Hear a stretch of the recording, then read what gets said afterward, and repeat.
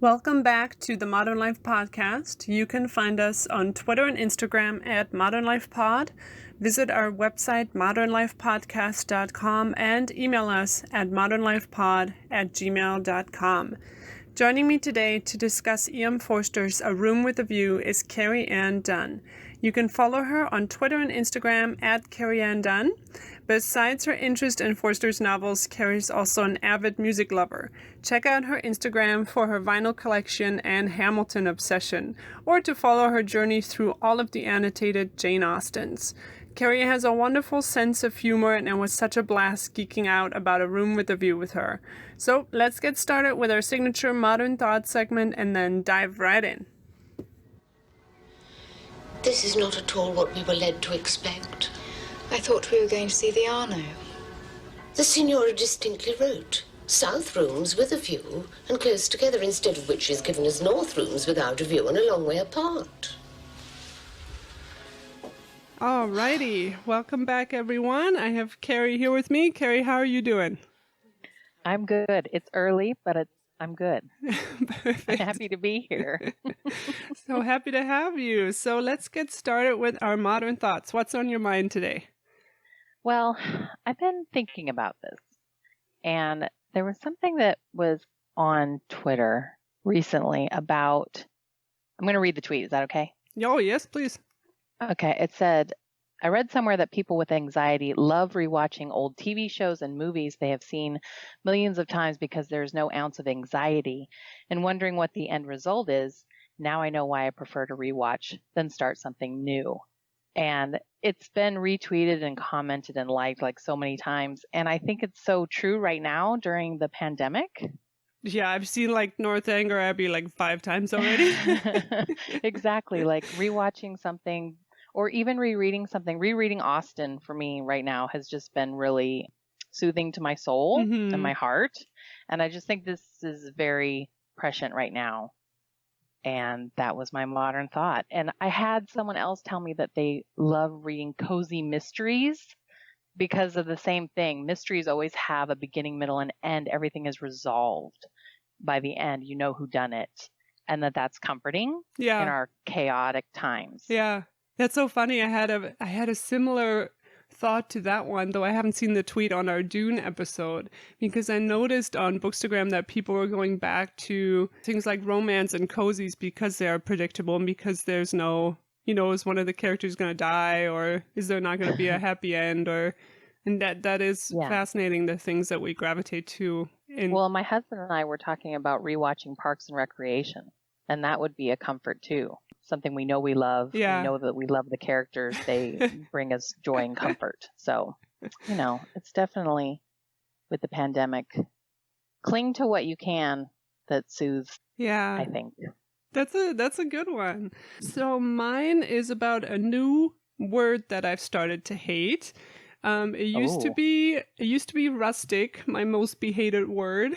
It's like all cookbooks now are like rustic and the pictures are a hot mess. And I'm like, no, you can't just have a hot mess and call it rustic. But my new least favorite word is divided or divisive.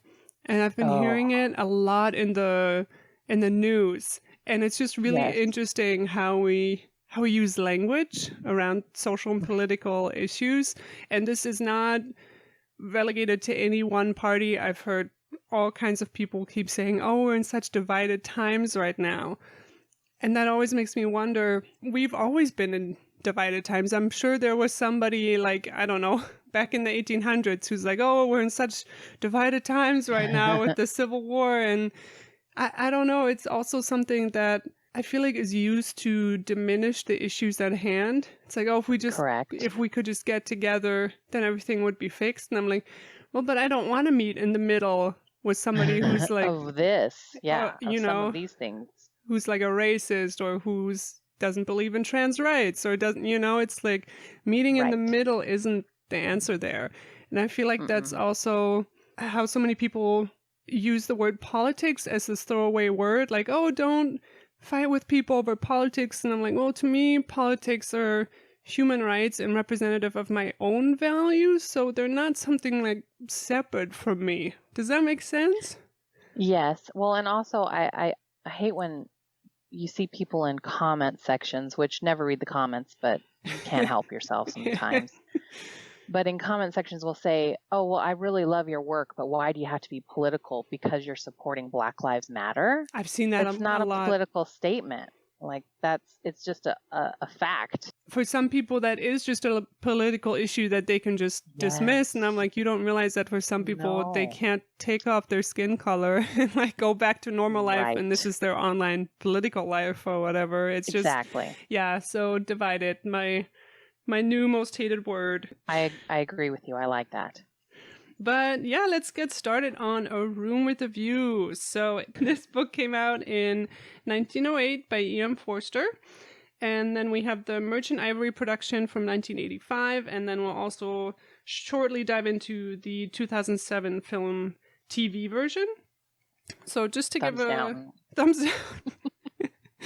Oh, it was special. Yeah. So yes, a summary of the book. Room with a View is Forster's third novel. It starts with young Lucy Honeychurch and her older impoverished cousin touring Italy. In Florence, they become acquainted with other English sightseers, including the Emersons, a father and son duo who are of lower class status when compared to the Honeychurches. Upon returning to England, Lucy becomes engaged to pompous Cecil Vyse. She also meets the Emersons again, who have taken up residence in her neighborhood. Lucy slowly realizes that she is not in love with Cecil, who represents upper-class convention and snobbishness, and instead began falling for George Emerson back in Florence. A Room with a View is a romantic tale, but also a commentary on English class structures and the English sense of superiority when they travel abroad. Forster highlights their touristy behavior in humorous ways while also weaving a story full of feeling with a wonderful cast of characters. 50 years later, Forster added a grim appendix to the story reflecting the horrific events of 2 world wars and how they impacted Lucy's family. So, Kerry, this is one of your favorite films. The 1985 version. Yes, just to clarify. So I watched that one a while ago and I remember really liking it. But I made 2020 the year where I would read all of Forster's novels.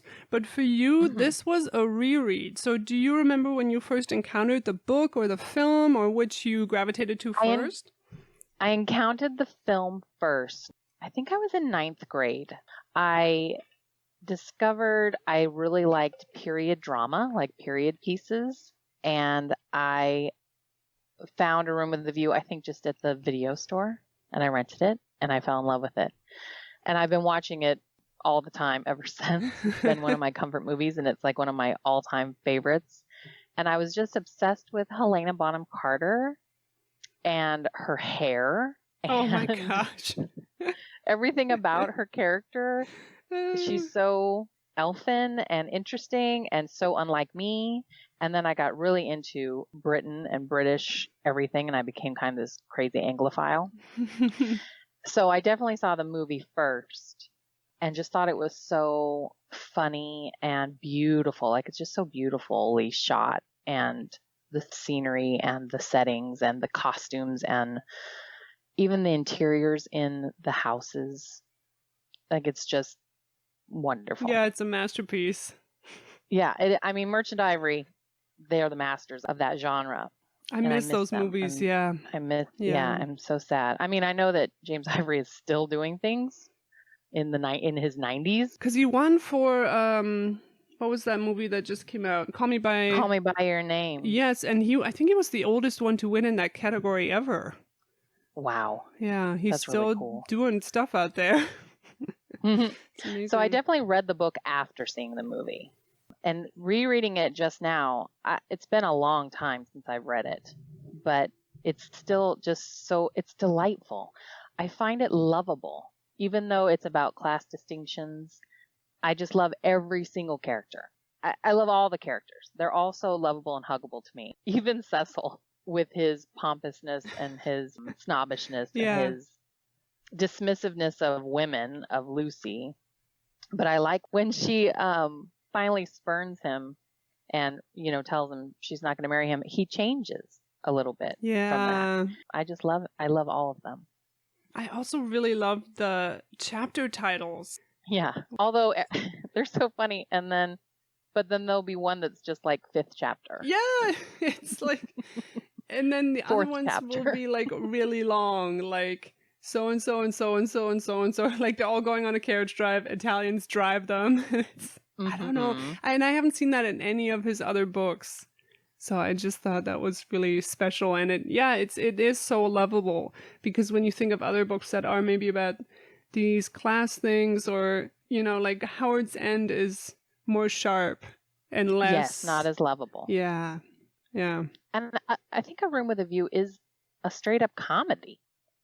Yeah. It's just funny, and the language is so sharp and hilarious, and all the different characters and all their little foibles.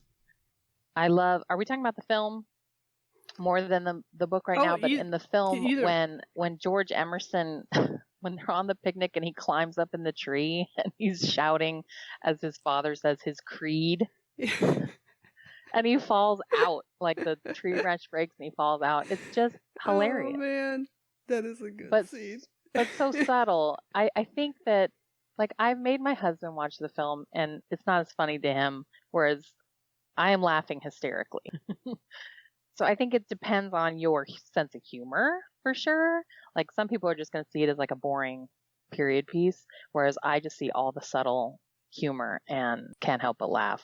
There's one scene where Cecil they're looking out at him, and he has a teacup outside, and then there's a bee buzzing around him, and he's like flinging his arms everywhere. Probably to my get away from favorite scene, because like you can hear the teacup rattling too as he's trying. It's just Daniel Day-Lewis has like perfect control of his body.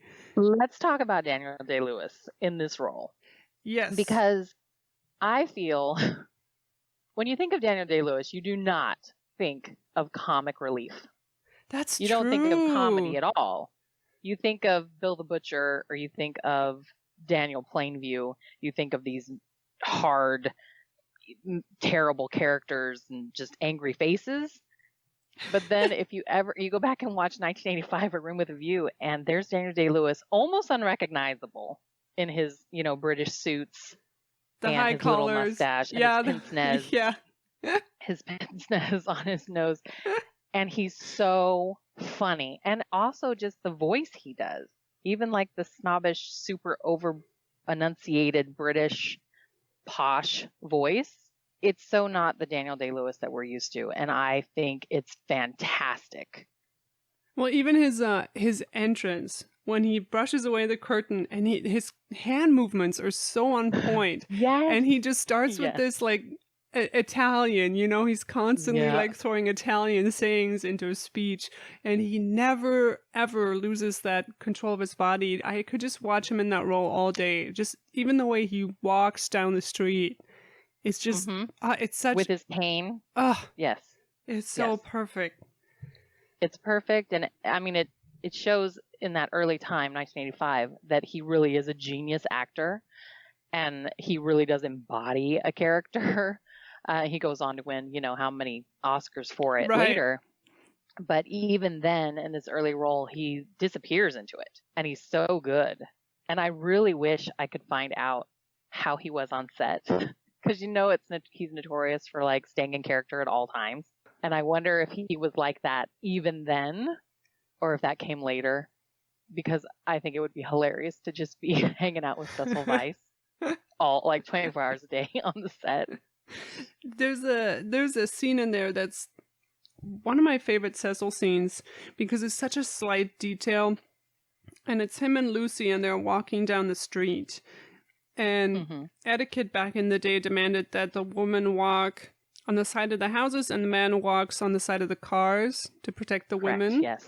And he changes sides with Lucy in the street. It's such a subtle, slight thing, but it perfectly illustrates how this character is very chivalrous and does all the right things, but there's no feeling behind it. Correct. He's only doing it because it's proper. But yes, he kind of moves her aside when a car is passing. Yeah. I know exactly what you're talking about, because I've seen this movie a million times. So I know every little moment. The breakup scene, as you've already mentioned, who had the idea of him not having his shoes on and carrying his shoes around in that scene? Why doesn't he have his shoes on? I feel like that is definitely Daniel Day-Lewis and not the director. It just feels like a character quirk that he would have inserted, because it's definitely not in the book either, but it's so funny with him holding his shoe. And she breaks up with him because he won't play tennis with Freddie, which was just the last straw, she tells him. And then she leaves him and goes upstairs after saying, we're off, and he sits down and he puts his shoes on. I watched an interview with Julian Sands, who plays George Emerson, and he said that was his favorite scene because it resolves Cecil by investing the character with humanity, and it allows the film to breathe by taking the time on these smaller scenes. And he's like, I think a modern movie would have just cut away, but we got to be there in that moment with him tying his shoes. It's such a stroke of genius to me, the shoe thing. And it does take time and gives you a breather, because they really do focus on him. He sits down on the stairs, he puts on one shoe, he starts to lace it, and it's just focusing on him kind of sitting in the moment of, I'm no longer engaged to this wonderful girl who now seems more wonderful than even when I proposed to her. So he has to sit with what his great loss, because it really is a loss. And now he knows it, which you can see in the sadness in the next scene when he's leaving and Mr. Beebe comes across him and Freddie as they're leaving. And he doesn't say that he's not coming back to Mr. Beebe, but it's in his voice. It's so sad. I feel bad for Cecil. And you shouldn't. Like, he's pompous and ridiculous, and he didn't value Lucy when he had her. But Daniel Day-Lewis put so much humanity in him that you do feel bad for him at the end. Yeah, but I also wonder, so Mr. Beebe is coded as gay in the book because they keep saying, oh, he's a confirmed bachelor and so on. And then Mr. Beebe makes a comment about Cecil, like something like, oh, he's just like me. And we know Forster the author was a gay man. And Mr. Beebe being homosexual, I didn't really see that in the movie, but I could see from Daniel Day-Lewis's acting that they did keep that in mind. I think of Mr. Beebe, I've never really thought of him as being homosexual, but that makes sense. Not in the movies, he's not, no, yeah. He's not of the kind of clergy that can't get married, right? Like, he could if he wanted to. But I think that Cecil, you could definitely get a taste of that. Maybe he's trying to marry Lucy or any woman. Yeah. As an object. He values her as an object in his life, and because he's expected to marry, not necessarily because it's his inclination. Yeah, in the new one, in the 2007 one, they actually lean into that a little bit more and make it more explicit that Cecil is like a gay man. But yeah, that movie, it's a very forgettable movie. It wasn't good. I just remember hating George. The actor who played him just did not play it right. He's not attractive. He's terrible. I didn't care for him at all. I mean, that's really the only impression I can remember from that film, because I watched it once when it came out. So was that 13 years ago? Yeah. And I just had a very visceral bad reaction to it. And I'm not averse to updates. The new Howard Zinn miniseries with Matthew McFadyen and Haley Atwell. I love it. I think it's gorgeous. There was a scene in there where George, this is right after she faints, and they see the Italian being stabbed in the square, and George says, "Best not look to her," and then he gives her this mischievous smile. And I'm like, what's funny right now? You just saw a murder being committed? Like, what? So many acting choices from the man who played George that I just thought were, I mean, that scene where they meet at the pension and he's half naked. He just got out of the bathroom. And I'm like, whoa, that's like so over the top. And then he goes, I love you and I know you love me too. And no matter where you go, I'll find you. And I'm like, this is a little scary, honestly. It's like, is that a threat? Was that written by Andrew Davies? Is that why I hate it so much? I love Andrew Davies. He's written so many good things. I mean, you like Northanger Abbey. Did he write that one Yeah, too? he wrote that Who one. wrote Yeah. this one? This one is a I don't know what he was thinking with this one. Not good. I just think Andrew Davies sometimes tries to modernize things that don't need to be modernized. Interesting. He tries to add a little sex or a little this or that is just not needed because he thinks it'll appeal to a modern audience more. And that's true. where I diverge with Andrew Davies. Yeah, there was this really sensationalist piece of writing at the end where there was like a suicide scare because George is lying in that pond and she runs in there and she's like, no. And then he's just lying in the water, but he's not dead. And I'm like, what a strange thing to think of to put in this movie. It was like I've blocked all that out. All I can see is him yelling at her when she tries to kick him out of the house after the second kiss. All I can see is him yelling at her, and I hated him. And you're not supposed to hate George. You're supposed to want her to get with George. Just watch the 1985 version and pretend the 2007 doesn't exist. Well, what's interesting is the 1985 had a really low budget, even for its time. $3 million, even in the 80s, was it was really low. And I thought I was being too hard on this TV version, but I'm like, well, it doesn't have a big budget either, but why does it look so ugly? Like every scene was dark, as if there was no lighting guy there. Like half the scenes were in complete shadow. I always thought that the Merchant Ivory version is very close to the book. And it is, but there are some differences that struck me that I wondered if it just had to do with filming. For example, in the book, the field where George and Lucy have their first clandestine kiss that Charlotte comes upon, in the book, it's violets. They're in a field of violets, and they talk about the beauty and how it's so beautiful that, of course, he had to kiss her.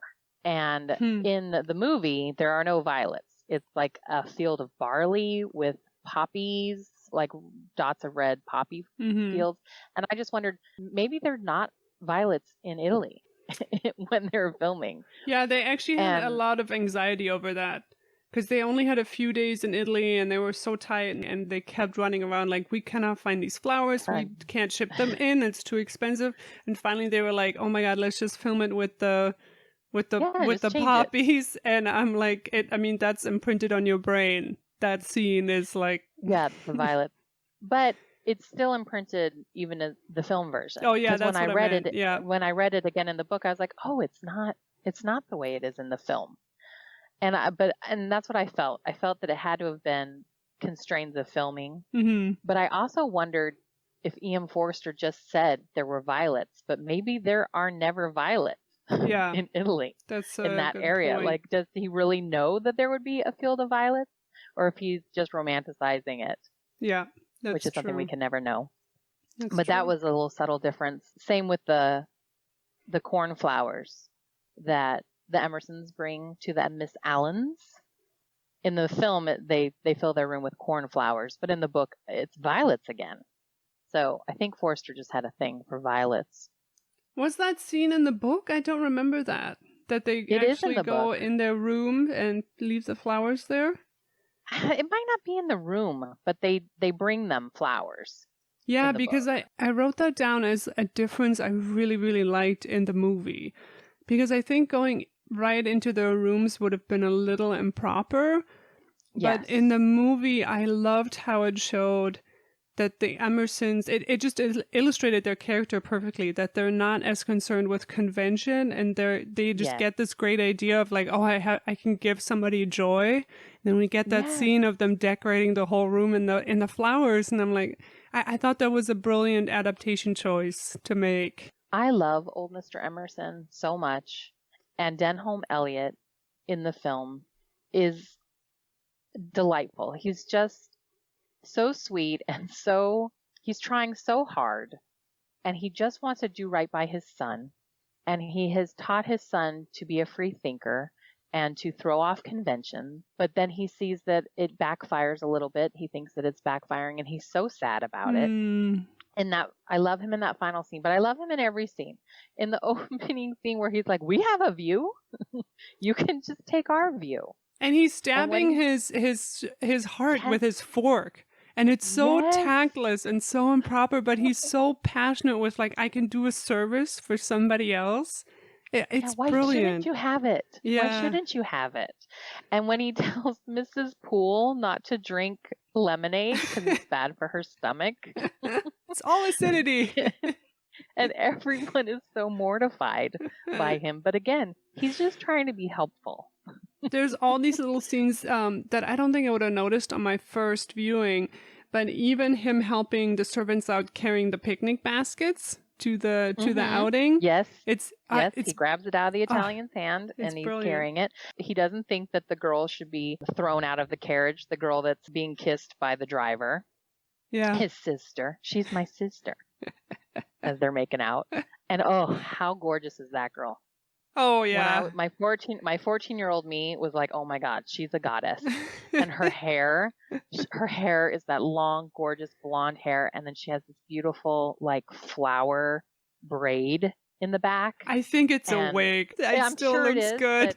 It hit all my romantic ideals when I was 14 and 15. I just thought she was amazing. I know that Forster put that in there to. It's like there's this choice between convention and sensuality. And the scene with the driver is like, should we let them stay and make out, or should we kick her out? And I know what he's doing, but honestly, if I was in that carriage and I had hired a driver, I'd be like, dude, what are you doing? You're at work. Yes, you're at work. You're not really, this is not an excuse for you to drive your girl around. Especially when you have clergymen with their collars, in your carriage. They're going to realize it's not your sister. Another scene. But I love, sorry, go ahead. Mr. Emerson defends them. He does defend them. And he defends them in the best way of like, do we hate joy in other people that if we see it, we reject it? Yeah, Mr. Emerson, I just love him so much. And even in Santa Croce, where he's trying to take her around and it's so be the tour guide. Yeah. I just think he's the best. And that final scene, which another comparison from the book to the film, it seems that Merchant Ivory made Charlotte Bartlett more of an active character in the film than she is in the book. Because the final scene, and when I say the final scene, I mean the one in Mr. Beebe's rectory when Mr. Emerson's waiting while the movers take all his stuff out of his house and Charlotte's waiting. In the book, Charlotte is not seen talking to Mr. Emerson. And the lines that Charlotte has in the film are Lucy's lines in the book. Like the whole conversation between Charlotte and then Lucy and Mr. Emerson is all Lucy's in the book. It was an interesting choice. I think really just to give Maggie Smith something more to do because she's so wonderful. So you liked that change? You thought it was a good choice? I understand it. I don't know if I like the change because I think Lucy needs to have that conversation with Mr. Emerson. It makes more sense that it's all Lucy. And then at the end of the book, her and George discuss that Charlotte may have helped them more than they thought at the time. Because Charlotte knew that Mr. Emerson was there and still sent Lucy in to talk to him, knowing that he would probably talk her into staying and being with George. But in the movie, that's definitely what she does. She really does it. She's very active. I'd forgotten a lot of the movie when I read the book a few months ago. And I hated Cousin Charlotte because she is so obnoxious, and Forster does that on purpose. And then he does that final twist at the very end of the book where he's like, actually, she's a master manipulator and she's the reason that these two got together. And I'm like, oh my God, he got me. Like, I thought it was so brilliant.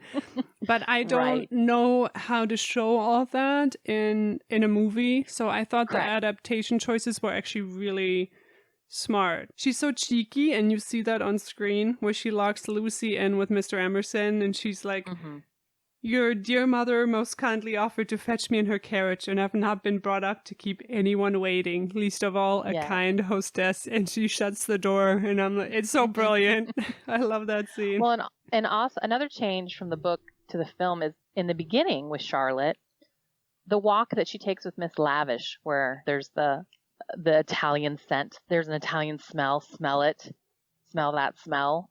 And she covers her mouth with a handkerchief. In the book, that's Lucy. Lucy's walking with Miss Lavish.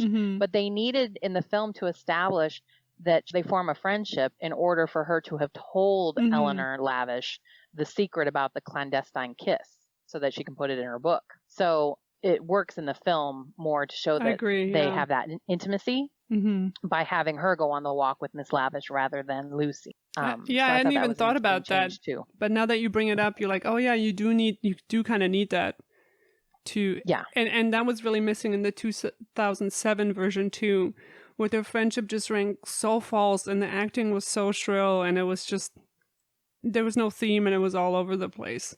I like when Mrs. Honeychurch points out how similar Lucy is to Charlotte. And Lucy is mortified that she would think that she's like Charlotte Bartlett, but they are very similar in that passive aggressiveness. That's true. And Charlotte also, the name, it means small. And it's like this, this character who's like very, doesn't have a lot of autonomy and has to rely on others because she's so impoverished. And I actually really love that. It's another commentary on class that I think Forster has done really successfully with that character. Of like, where are you on the social ladder and what can you do and can't you do? And, you know, she's not married, so what does that mean? But she had romance, but I don't know what happened to it. You almost want a spin-off. Yeah, it's like, what happened? Yeah. Yeah, what's her prequel? What's her prequel story? And you pointed out that in the Merchant Ivory one, they talk about Where Angels Fear to Tread, which was Forster's first novel, I believe. Correct. And I never noticed that. First novel?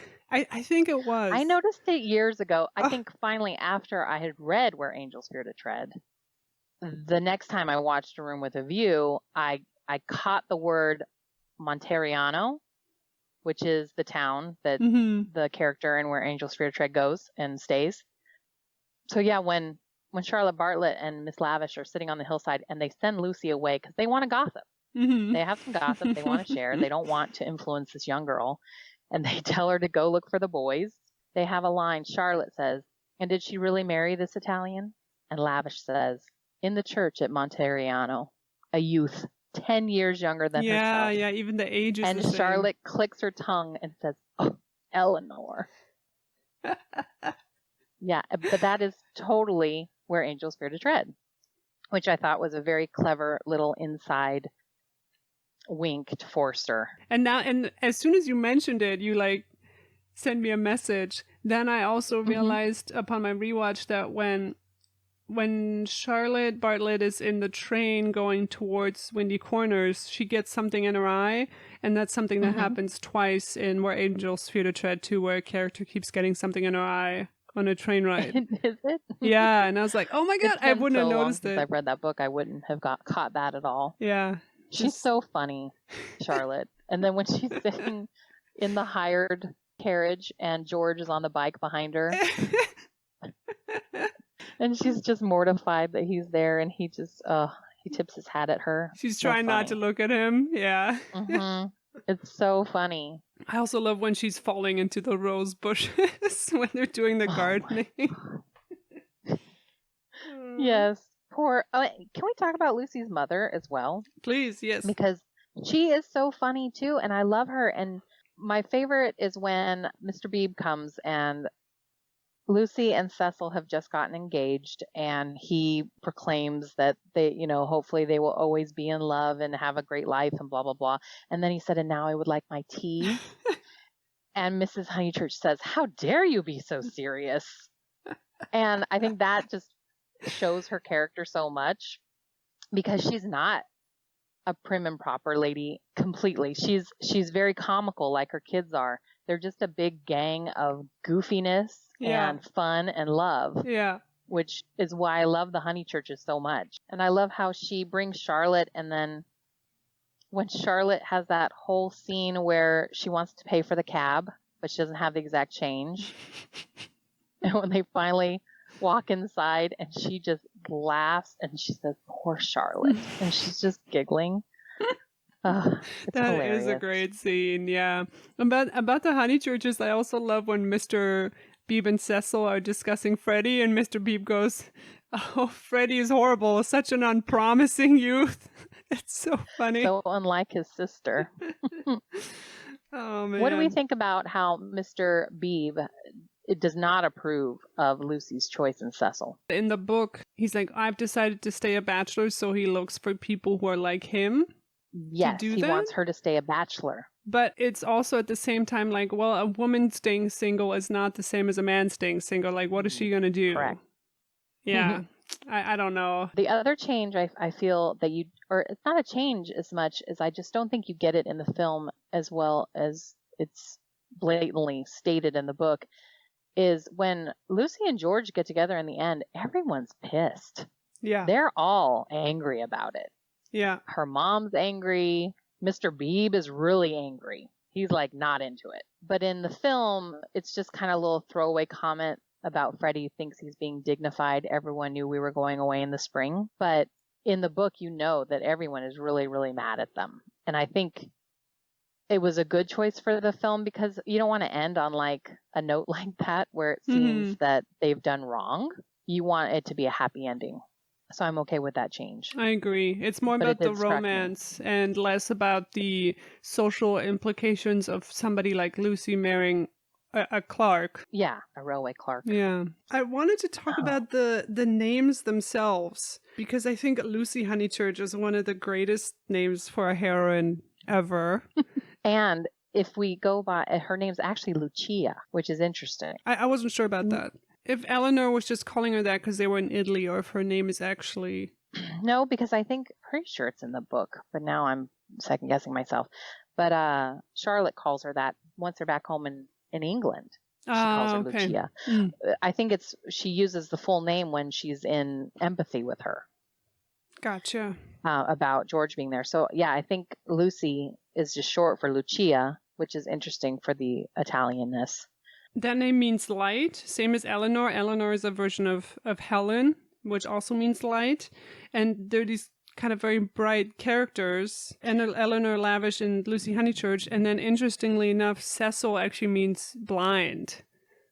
I love that. Yeah. I was like, that cannot be a coincidence. Like Forster is way too smart for that. And then George actually means farmer or soil. And I think that also is really fitting because he's so down to earth. And even in the movie, there's a line where the Emersons say they want to live where they can smell the earth when they're talking to Cecil at the museum. The line, too, in the book where Lucy says she disliked confidences for they might lead to self-knowledge and to that king of terrors, light. Ever since that last evening at Florence, she had deemed it unwise to reveal her soul. That's so smart. I forgot about that. Yeah, you're on to something. Now, with you, I thought for sure you'd want to talk about costumes. You know what I really love is the scene when the mom and the daughter are having that confidence in the room.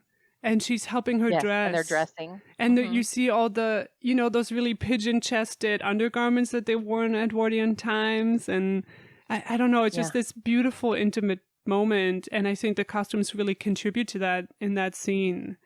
And they're dressing for dinner. Yeah. Like they have to, that whole having to change, like from whatever you were wearing during the day, now you have to put something completely else on for dinner. Yeah. You have to have an hour transition in between the daytime and the evening so you can dress differently. And even Cecil, in the scene where she rejects him, he's in a tux. He's in a tuxedo. Yeah. For what? They had dinner and he's in a tuxedo. But one of my favorite costumes in the whole film is Freddie's striped jacket. Oh my God. Oh, so good. It's so good. And he wears it more than once. So, and it might be like maybe it's a school jacket, like something he wears at school. He wears it with a boater hat too, I think. It's just such a perfect outfit. It's so Edwardian. It's so perfect. It's beautiful. I love it. I also really loved how the tourists, especially in that scene that we already talked about in Santa Croce, where there's that whole group of tourists and they're all wearing beige. Like all the English are always wearing beige and there's a little less colorful. The Santa Croce scene when she's walking by herself right before she witnesses the murder, There's a pull-out shot, which in 1985, I don't know how they did it in Italy, but it had to have been a dolly shot. They pull away and you see everyone, like they had so many extras, all in period costume, all walking around this square in Italy. And all I could think was, how did they get so many period costumes and everyone walking perfectly? And it's just so well done, you know, in a time before CGI. You know, those were all real people in this faraway shot in this scene. That reminds me of a story about Ismail stopping the traffic on the river so they could get that one shot of the Arno or whatever, and he like would stop people from going down the river in their boats, and they don't even know if it was legal, but he's like, we have to get this one shot, you know.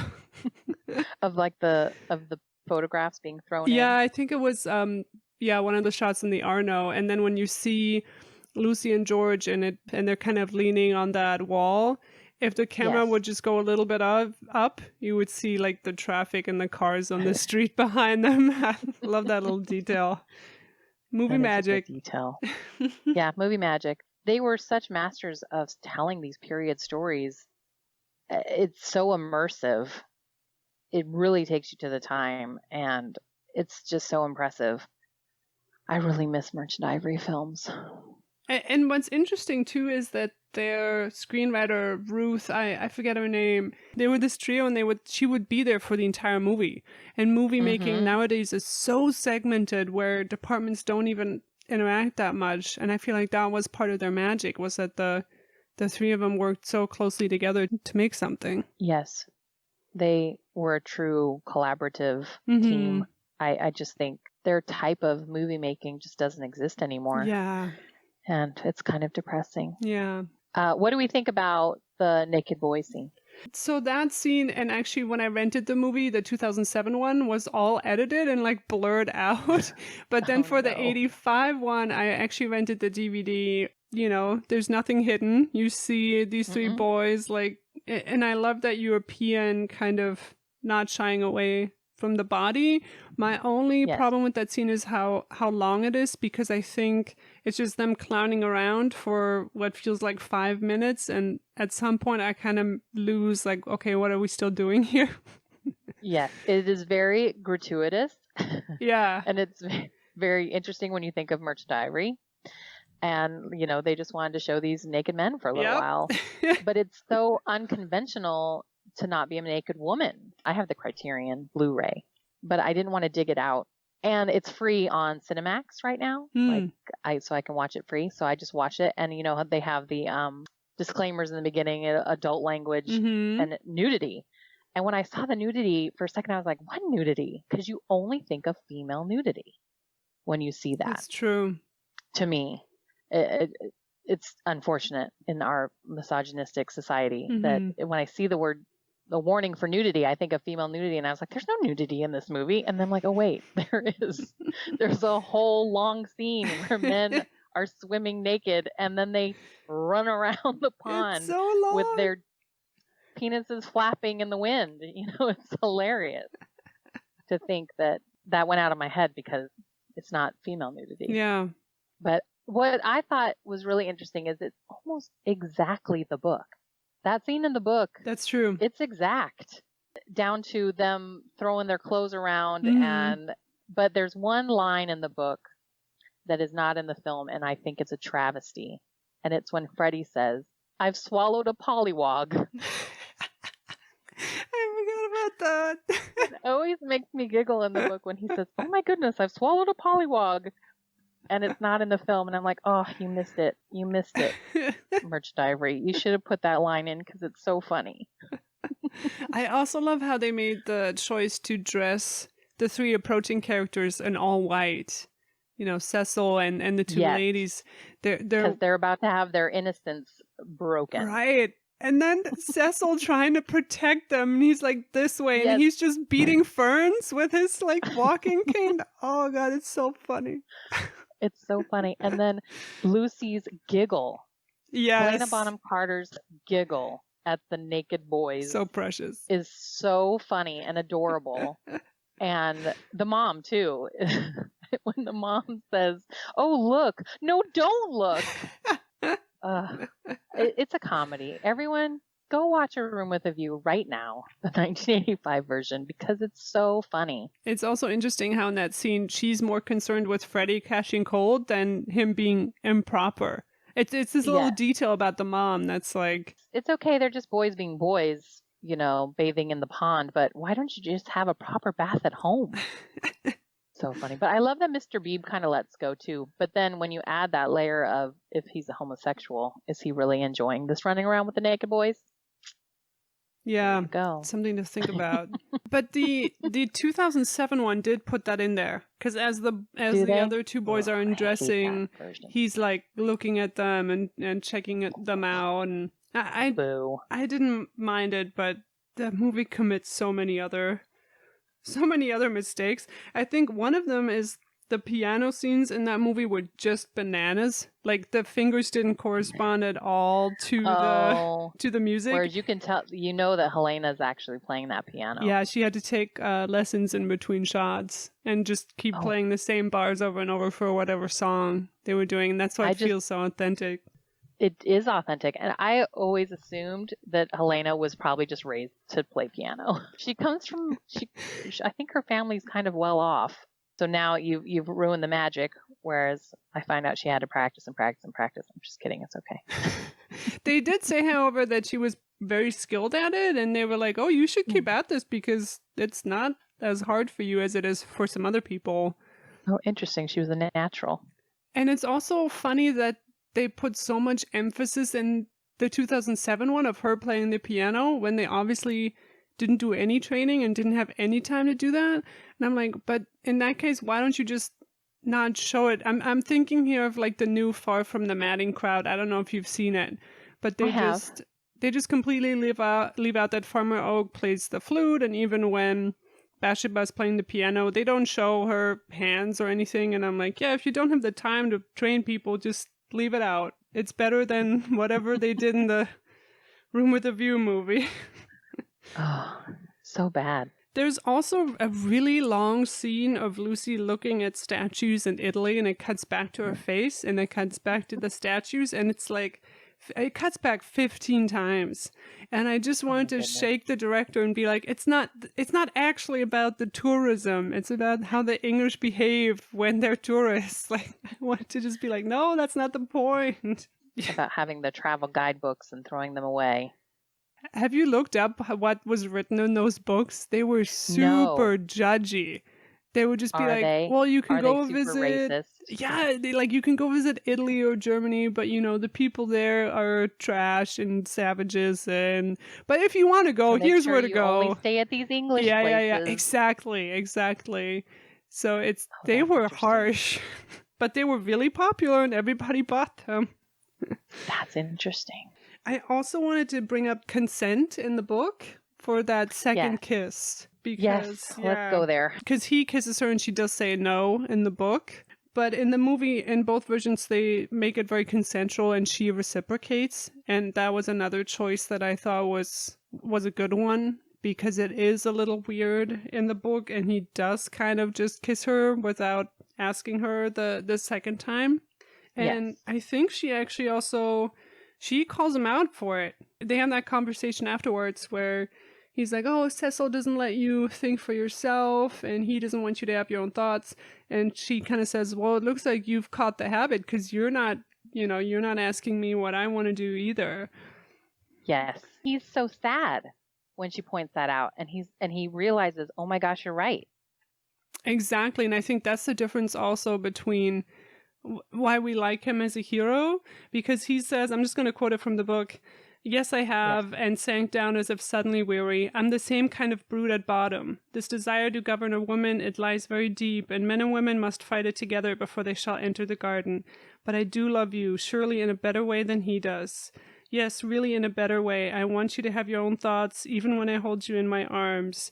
And I just thought that was such a beautiful feminist thing to say in the end. And again, I love George, and I love that Mr. Emerson has instilled this in him. Yes. Mm-hmm. With having no mother, Oh, I hadn't thought about that. you know, he has no mother to instill this in him, but even Mr. Emerson is able to put this into him. And I love it so much. And yes, he was caught up in the passion and he had to take the moment that he had to kiss her, you know, when Mr. Weiss was not quite there, but he was right there. He just had to make her see, and he didn't know any other way to do it. In the film, she kisses him back.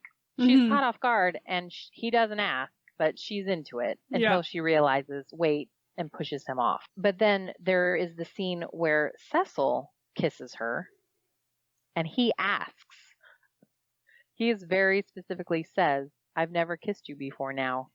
Might I do it now?" It's an interesting dichotomy of the passionate George and the very proper Cecil Weiss, who has never kissed her, yet they're engaged. So where is the passion there? Even after they got engaged, he hasn't kissed her.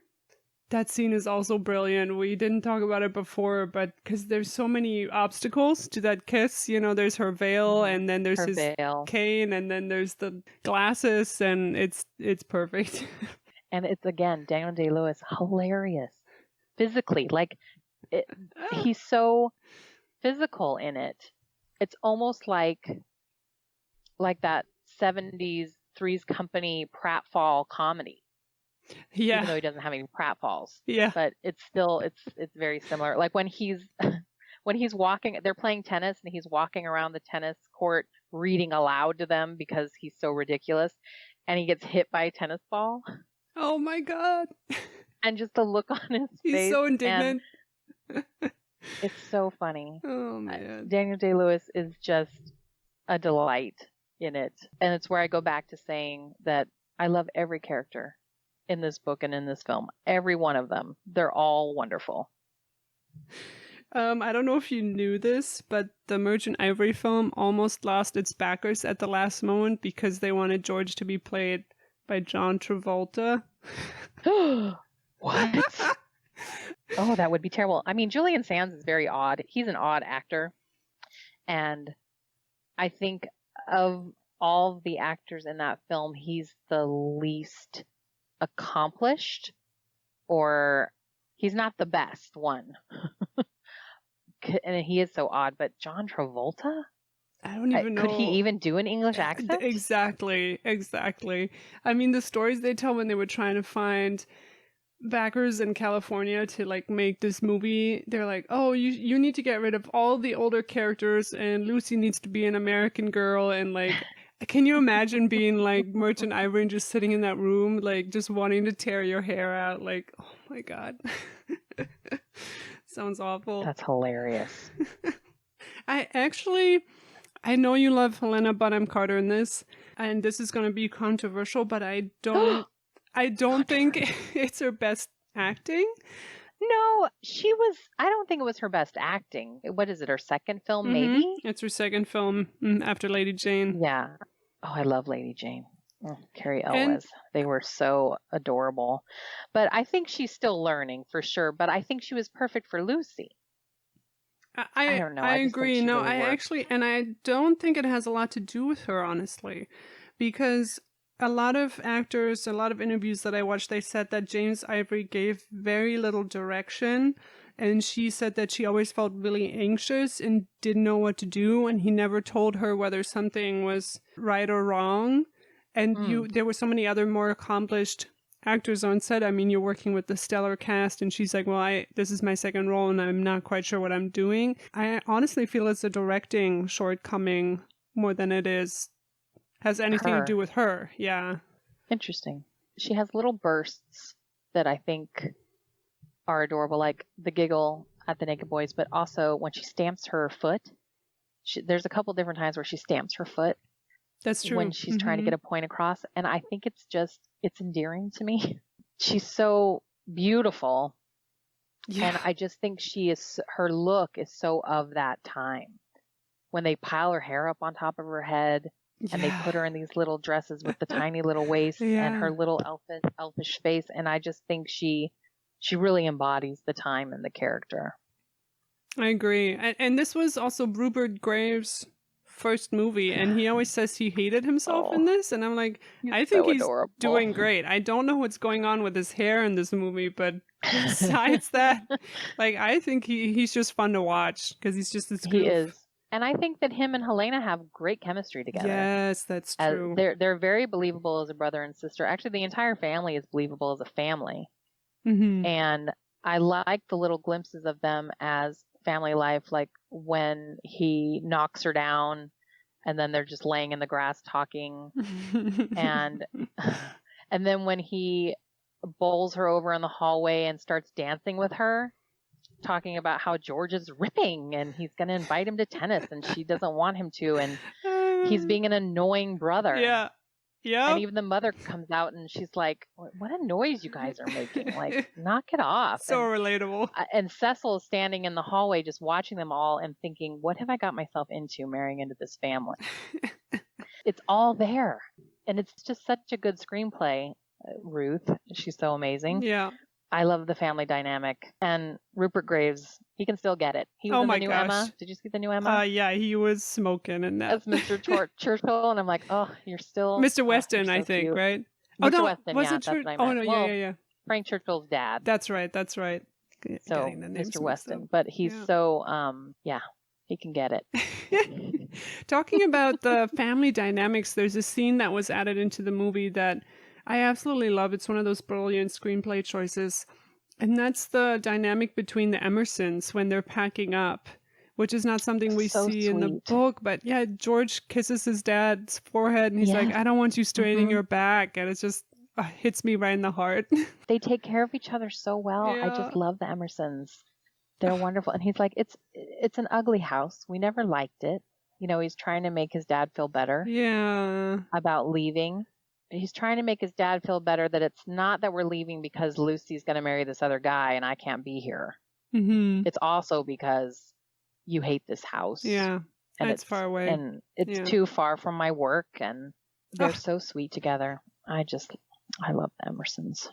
I also really love the scene of the pension at the end where they repeat all the characters from the opening scene of the movie. Yes. It's the same cast of characters. It's like the tourists are the same all over the world. And then you just get that shot of Lucy and George and he grabs her hand and he says, we have a view. And it's just, it resolves their relationship so perfectly too. It's just like, they're finally together. It's a perfect ending. And them sitting in the window with the view of Florence behind them, and then it ends. And it's kind of sexy. Yeah, that's true. It's a sexy scene. Yeah. You know, he's kissing her all over the place. She's trying to read a letter from her brother, and he's like, no, pay attention to me. Yeah, it's great.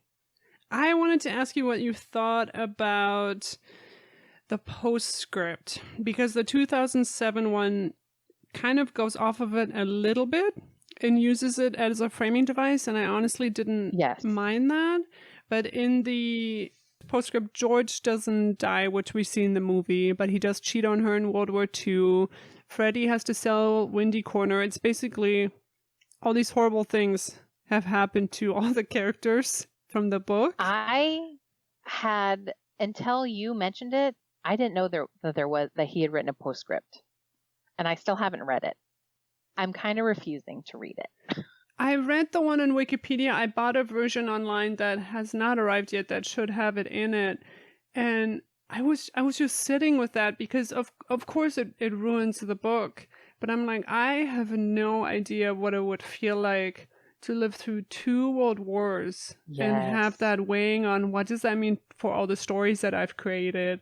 And also, what does that mean to my love and relationship to Italy, to suddenly have that be a country that's the enemy now, and we can't just go visit? And I don't know, it's not something that I feel like I can pass judgment on, because I don't know how Forster would have felt about that. I always think about that in terms of Maurice, too, because there's a happy ending at the end, but then you think, well, World War I is right around the corner. Yes. It's won't scary. Have stayed happy. Yeah. Yeah, I mean, I don't know why he would feel the need to do that, though. Yeah. I would rather just leave the idealized version as is. But if in his heart of hearts he needed to put that postscript out there, then He did that for what he needed for his own soul. I remember when I watched the 2007 version when it came out, and I think it was on PBS. I feel like it was a Masterpiece. I think so, yeah. Masterpiece Theater. And when that framing device was put in and she's going back to Italy and George is dead right from the beginning, I was like, no, I don't like this at all. Not my HEA. No. Yeah. Thank you. In the film, she kind of gets together with the Italian driver at the end, which I thought was interesting and I didn't mind, but that's definitely not something that was in the postscript. That sounds kind of where angels fear to tready to me. That's true. Yeah. Yeah. Another tie-in to that other book. That's true. I need to reread all the Forsters because it's been a long time since I've read them all. Like, I remember reading Howard's End when I was visiting my grandparents in Pennsylvania, so I had to have been like 17. Oh, that's such a hard book to understand even now. I know. That's what I'm saying. Like, I need to reread. I think I've reread it at least once since then, but it's been a long time. I need to reread all of them, and you've inspired me to do that. So maybe that'll be what my 2021 goal is. Yeah, Howard's End is, I really struggle with it. Not because of the writing, but because the Wilcoxes, characters. Yeah, they're so Trumpy, and it was just the wrong time right now to read it. Oh my God, the Wilcoxes are Trumpy. It's very true. It's like some of these characters are always the same, like no matter what century you're in. And actually, timeless, yeah. I actually found a lot of similarities between Forster and Jane Austen, because especially in Room with a View, class, yeah, and they both have this observational quality where, it's all these little bits and pieces. It's not like one character taking over the show. They really keep the bigger picture in mind and the world they're building and the quirks and everything. And I thought they both do that so well. And like with the Room with a View, the focus is like this little village in England. That's true. Just like Jane Austen's are always like a little rural village and all the interconnecting families. That's all you get. Room with the View, especially because, you've got your Harry Otway and his villas that he's renting. And you get Mr. Beebe, the clergyman, which there's always a clergyman in Jane Austen novels. and then the Honeychurches and the Vices, who are actually from town, as they would say, because they're the London family. But I definitely see the parallels. Just one last scene is the scene between Lucy and George when she's fainting. And it's a top-down view, and he catches her in his arms as she's doing the spinning, falling thing, and it's so perfectly... How many times did they have to film that? It's choreographed. Like, I want to so know. Well. What it was, did they just knock it out of the park on the first try? Because it's so, with the camera way up high, it must have been a hard setup. Yeah. Couldn't have been an easy setup. But it's so sweeping and romantic. It's so romantic. Oh. When I watched that film when I was young, so when I first saw it when I was like 14 or 15, I really didn't understand what happened between the Italians. Me neither when I first watched it. That's funny, yeah. Because you don't see the knife. You can see the knife if you really look and you realize he was stabbed, but it just looked like they were pushing each other around, fighting, and then all of a sudden all this blood everywhere. And I did not understand it when I was a teenager at all. And it was so shocking to me. It was always it's a very shocking thing. Yeah. I would have fainted too. Yeah. And he's so close to her. Like, she's so close to it. It seems like she's across the square and just witnesses it, but no, she's like right next to him, so that when she drops her photographs and blood gets on them. Oh, yeah. It is scary. It's just very.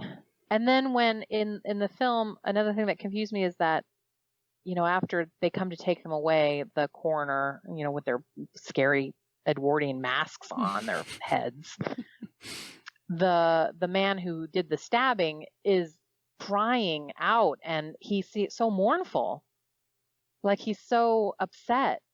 It seems like he's upset for the life he took, not for that he's going to probably go to jail now. And it's just so still romantic and upsetting. Oh, that scene's amazing. And it's also one of those scenes where they're like, oh, well, this is just what the Italians do, you know, they're so Yes. passionate. And and what you said Yep. about I would have fainted too, that line that George has later on where he says exactly that. Oh, yeah, he says that too. I love that because it's not, it's very obvious that he's trying to overcome this like toxic masculinity thing that's going on in his culture. And he doesn't want to show this like fake show of strength. He's like, no, it was he's not being a upsetting. manly man. Yeah. Yeah. I love that. Yeah. I nearly fainted myself. Yeah. Yeah. I love George. I love them all. But I think that's it. Thank you so much Yeah, for I know. talking about this film with me. Thank you for having me. This is my first time ever being on a podcast. You're a natural. I hope so. I feel like I had a lot of searching for words, but hopefully people will enjoy listening to it. I really enjoyed talking to you, Tabby. You are a very fun new friend with so many good thoughts, and you add so much to conversations. I really enjoy talking to you. Thank you. Yeah, Kerry and I met over an online book club, and yeah, same to you. You're hilarious, and I love all your strong opinions. And when I found out that this was your favorite film, I was like, I need to have you on. But where can people find you online? Where can they follow you? I am on Instagram and Twitter at Kerry Ann Dunn, KerryAnnDunn. Just my name. I love it. And I love all your book recommendations and all your music recommendations. You're really into Thank you. Yeah, music? if you want to see a bunch of books and a bunch of vinyl records, come follow me on Instagram. Perfect. Well, thank you so much for being on. Thanks, Tabby. I appreciate it. I have a theory that there is something in the Italian landscape which inclines even the most stolid nature to romance. It reminds me somewhat of the country around Shropshire, where I once spent a holiday at the home of my friend, Miss Apesbury. And I divine it, Charlotte. You had an adventure there. Vain to deny it.